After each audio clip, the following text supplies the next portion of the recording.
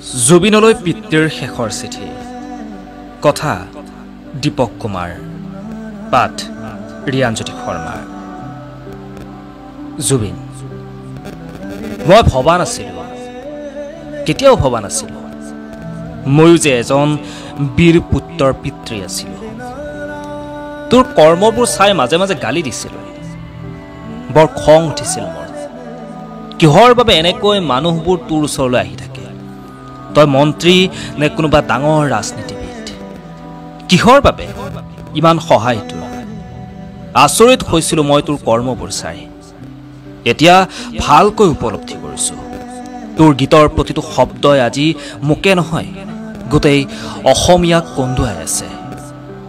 জুবিন নাতি এটা চোৱাৰ বৰ হেঁপাহ আছিল তোক মাজে মাজে বুজাইছিলোঁ মই কিন্তু তোৰ এটাই উত্তৰ আছিল গোটেই অসমীয়া হেনো তোৰ সন্তান তই মাজে মাজে কৈছিলি যে তোৰ কোনো জাতি নাই তোৰ কোনো ধৰ্ম নাই তেতিয়া মোৰ বৰ খং উঠিছিল কোনোৱে এই কথাক লৈ ঠাট্টাও কৰিছিল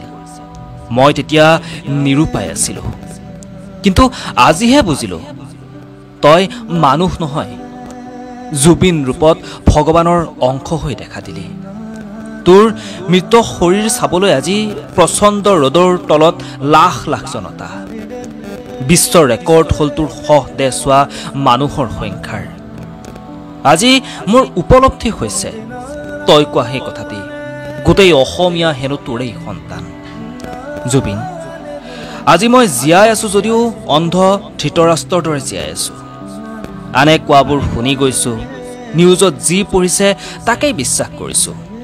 তোৰ বোলে পানীত ডুবি মৃত্যু হ'ল তোকনো কিহে পাইছিলোঁ ৰাতি পুৱাই পুৱাই সাগৰলৈ যাবলৈ সিদ্ধাৰ্থ আৰু শেখৰেও তোক বাধা নিদিলেনে ঘৰত থাকিলেচোন দিন দুপৰলৈ শুয়ে থাকা নিশাচৰ প্ৰাণীৰ দৰে গোটেই ৰাতি কাম কৰা আৰু গোটেই দিনটো শুই থাকা ছিংগাপুৰত বাৰু মনটো কি হ'ল মই গালি পাৰিলে কেৱল এটাই উত্তৰ আছিল দেউতা হ'ব মই মেনেজ কৰি ল'ম আজি ক'ত মেনেজ হ'লো নে কোনোবাই তোক মেনেজ কৰিলে বাছা জুবিন তই যে প্ৰগ্ৰেমৰ পৰা আহিয়েই ৰাতি 2 বজাত হ'লেও মোৰ লগত কথা পাতা দেউতা দৰৱ খালিনে বুলি এতিয়াও আহিবিনে শুনাই মোৰ ওচৰলৈ মই সাৰে থাকিম কিন্তু মোৰ দৰৱবোৰ শীতানৰ মূৰত থৈ দিম তই অহালৈ অপেক্ষা কৰি থাকিম আৰু এটা কথা শুনাচোন জোনবাই দেশৰ পৰা পাৰিলে মাৰা আৰু জংকীক লৈ আহিবাচোন